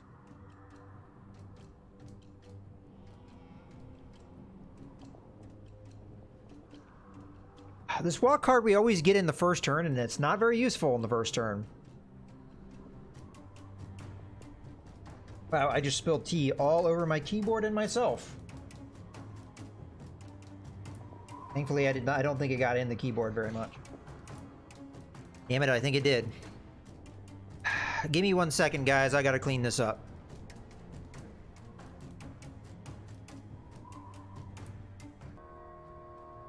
Okay, guys. Sorry about that. As a matter of fact, let's just go back into the game. I just wanted to make sure that was cleaned up. I didn't get a lot of tea on the actual keyboard. It was just like a few drops, really. But I just wanted to make sure, because some of that actually went down in between, like the space bar and the rest, you know, down in there. So I just need to make sure. So I yanked the cord off the keyboard and pulled the keycap and made sure to dry it out in there.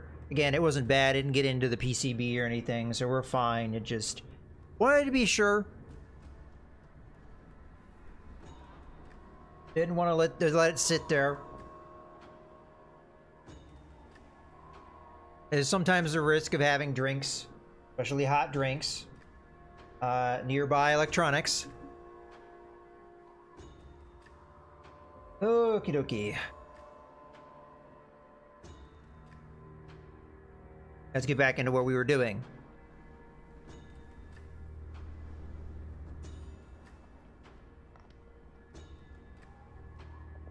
Alright.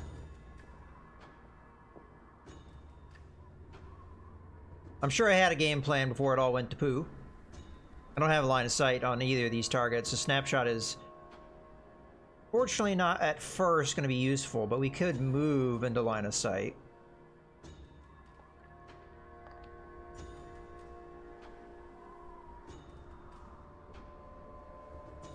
I feel like we either need to gang up on this guy and kill him as fast as possible,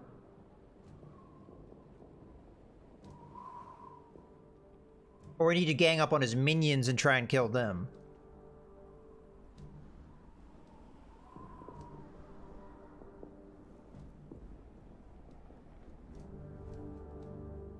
Before I do that, we do have Selfless, which we will want to play.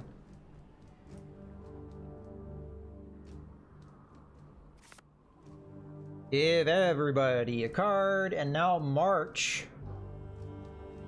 is going to help us, because here gets us a line of sight, which is perfectly fine for me. So I figure we just burn the advance, and then we use March. Move everybody.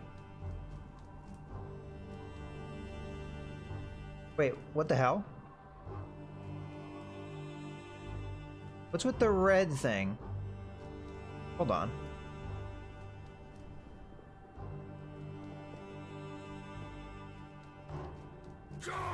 Not sure why those were being marked red.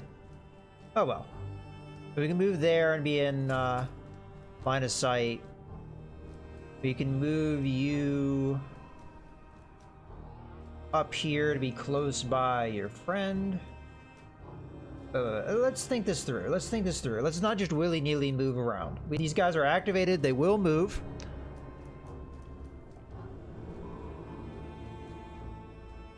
Like, we could fire Unblast off for free this turn by using Walk.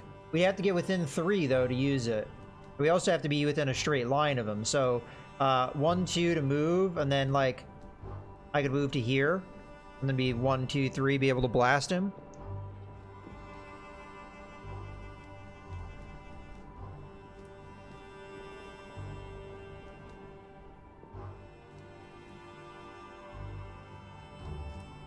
It's a really ballsy move, but I like it. Let's not block our line of sight first, though. What do we want to think about burning here? We gotta get it. This is going to be free after we use Walk, so that's not a concern. Chaos Missile we could use because he'd still be within 3, so we'd be able to do an extra damage there. But in theory, Snapshot's going to do more damage. We'd also kind of... I think things like Defensive Stance out there is nice, but not necessary.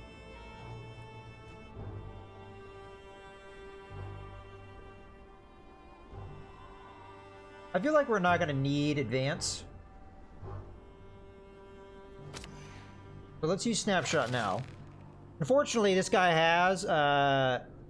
an object near him, so this doesn't do full damage. Unfortunate. But it's damage. Well, it burns through his armor, so we can do full damage with our magic use. So at this point, no, don't do Walk first. Oh, we only move 2. That's still not a problem. We can pull it off. Right, 2 to here. We Walk 1, 2, and then 1, 2, 3, right?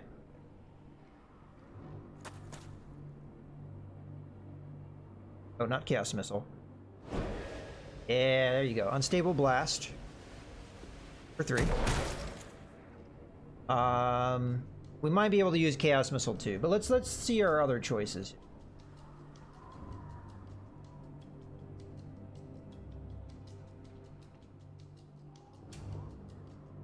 I don't think we're using Defensive Stance. Let's just go ahead and use Chaos Missile. Get that 1 more damage out. We did 4 damage on this guy, and we eroded 2 of his armor, so 6 damage total.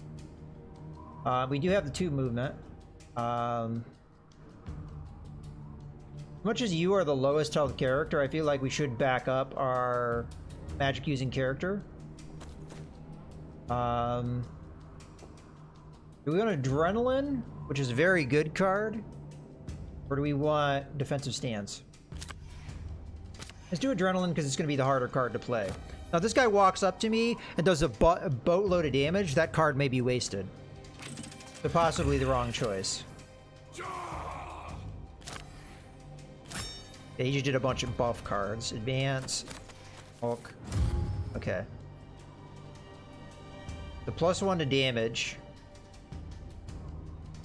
Purge. All friendly characters within 3 spaces get +1 to damage. Resilience. Defend 2 at the beginning of your turn. Okay. So we gotta hit him pretty hard to knock those abilities off. Alright, what do we got? We got Call Lightning. That would be a pretty good ability to use this turn. We got Cantrip, which would give us back some of our willpower. We're gonna need 4 willpower to be able to use either of those, though. Fortunately, this character's in a position where really cannot help very much. But we can get +1 damage out. So this would do 3 damage to both characters. And this would do 2 damage to both characters. So it'd be 5 damage total. Still wouldn't be enough to break this guy, though.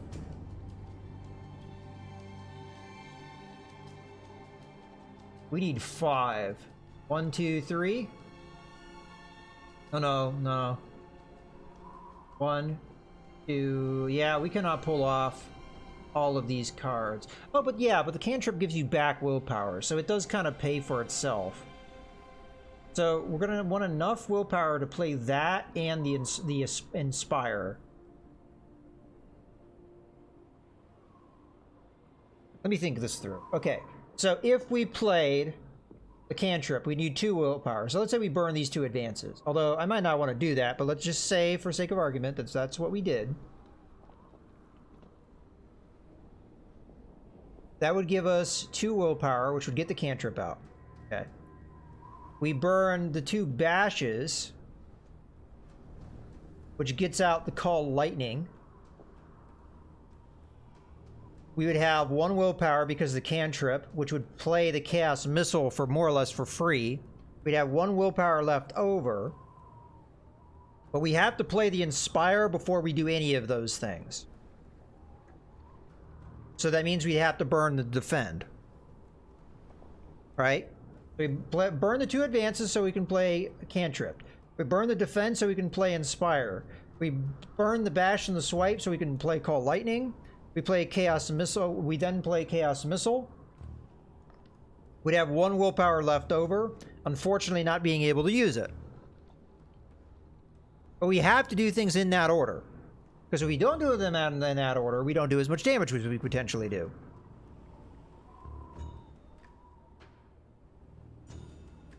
And the Inspire is useless if it's not played beforehand. This is tough. Do we do more damage or do we try and avoid damage? Because it's quite possible. I have no idea how much damage this guy can do, but these guys have some pretty significant buffs, right? The most damage I'm going to do with this is 5.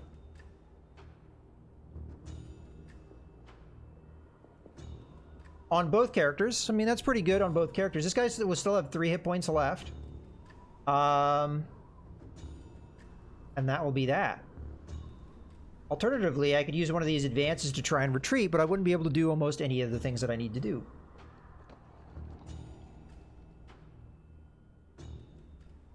Alright, let's just start doing stuff. Burn that. Play that on you.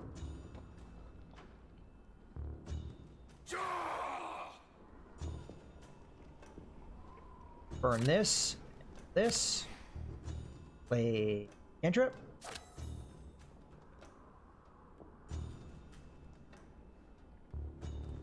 Yeah, I mean, no matter how you cut this, we gotta burn both of the warrior cards. And just deal with the consequence of possibly the warrior just absolutely getting shellacked this turn.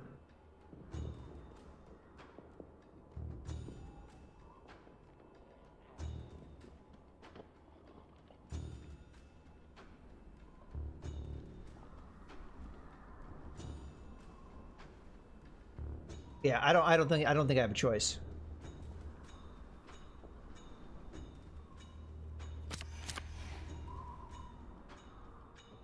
Oh, lightning. Chaos Missile. And we get 1 willpower left over that I can't use. Okay.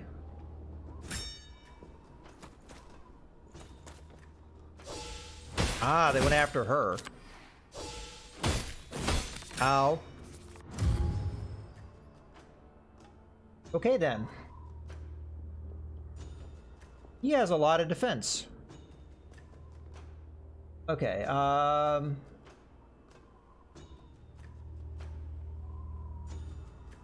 we want to use this.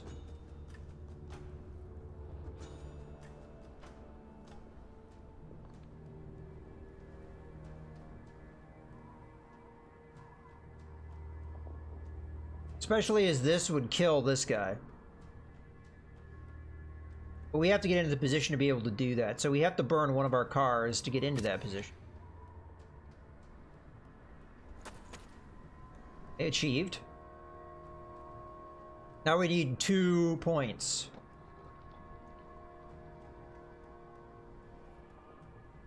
This card I don't think is going to necessarily help us, because we'd still have to pay the cost of whatever the card is. It doesn't make the cost of the card go down, so that is going to go bye-bye.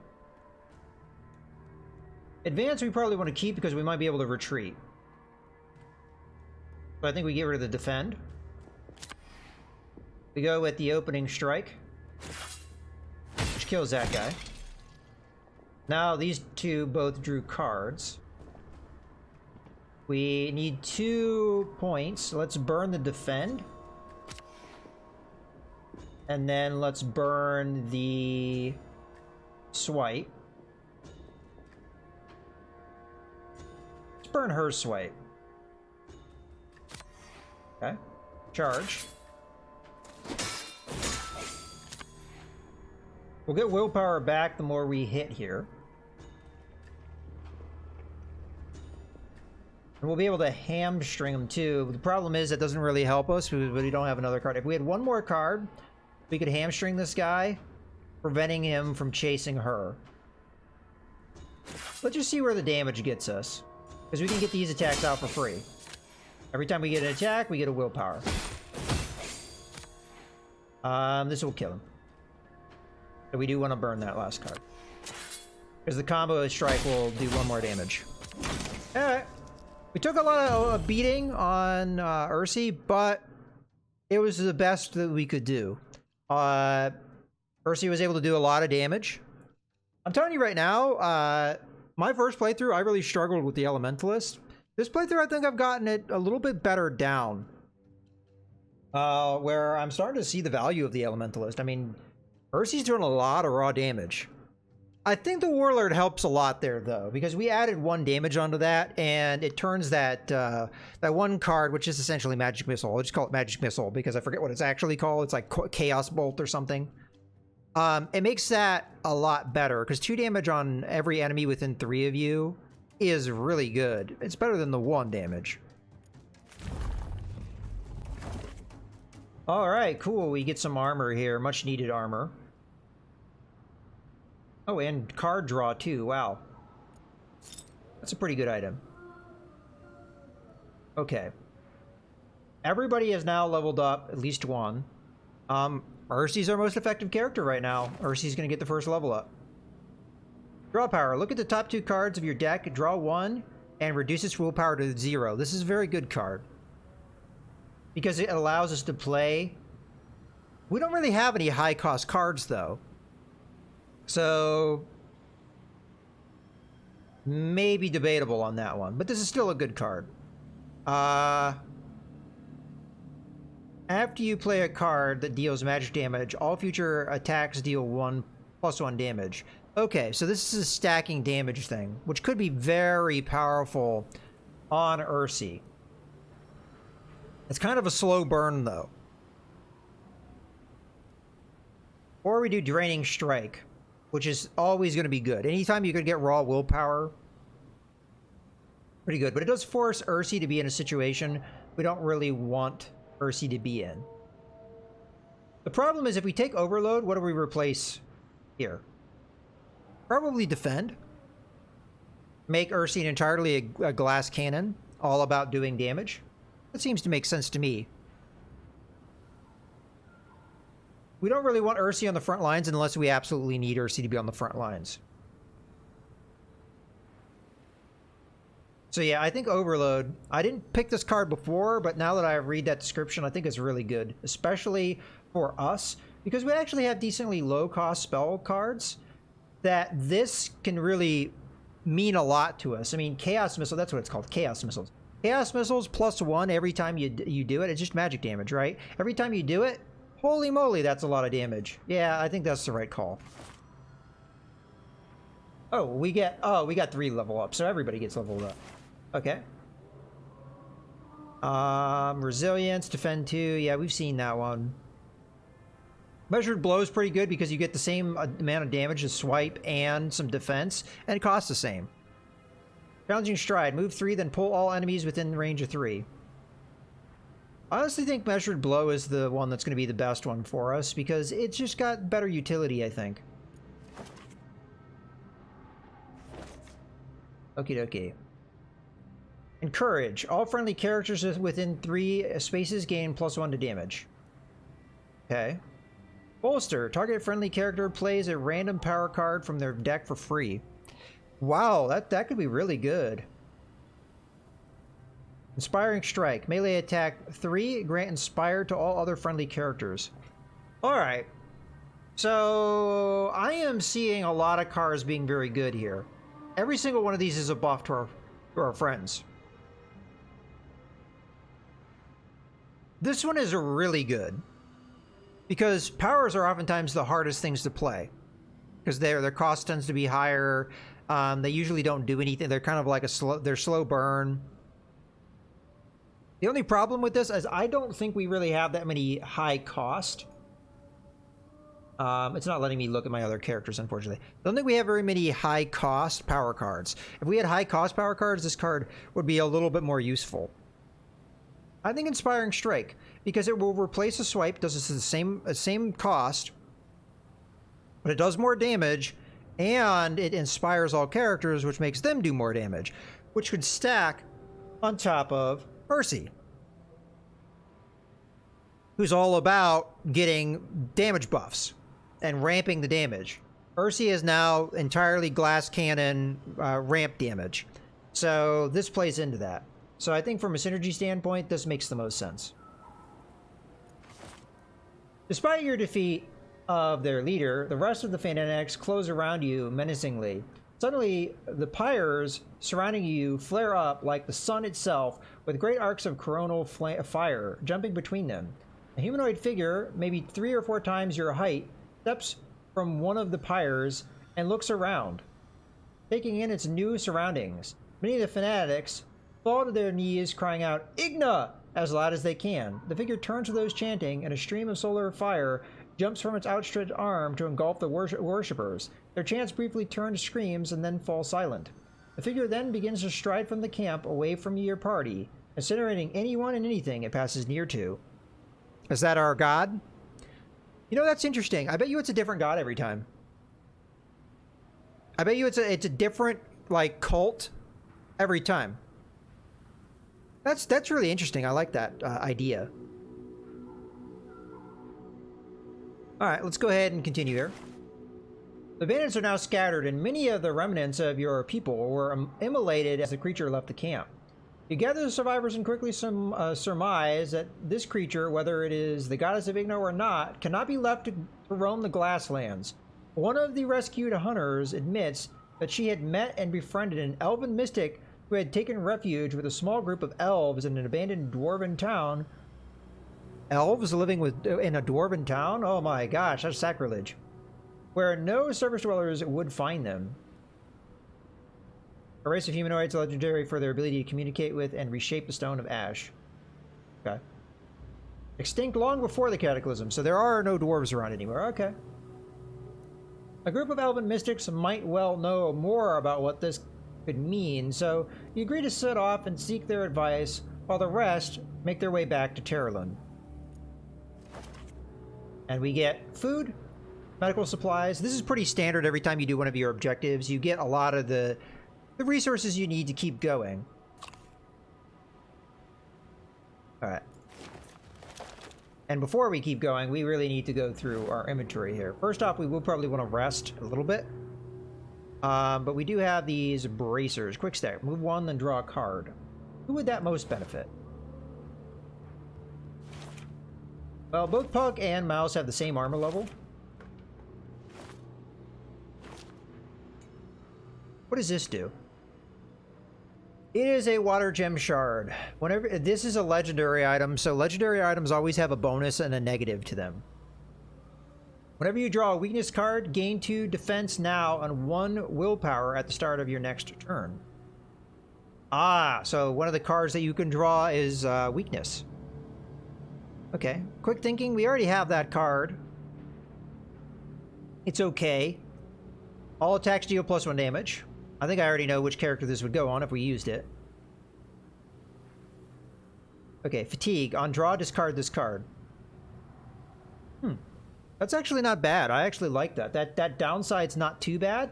It does limit how many cards Ursi would have whenever we drew that. but it would compensate us by giving us willpower and defense.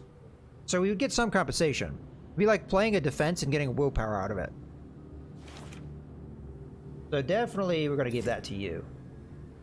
As far as the defense goes, I guess I'll give that to myself. So we now have Quick Step, which is, I think, pretty good card. You get both movement and card draw. Although, I don't know. The Warlord getting card draw seems to make a lot more sense. Because, yeah, you know, the more I think about it, the more that card draw on the Warlord makes more sense to me. Because all the buff cards we got. I think we can do more good with that. Alright. Let's go ahead and go into camp. Oh. Ah, this little area was laid ruin. Let me guess, the god went that way. Let's actually detour and go to this town. We have, like, at this point, I'm sure, a lot of money. And it'd be nice to actually be able to spend it somewhere. We have not been encountering many towns on our journeys.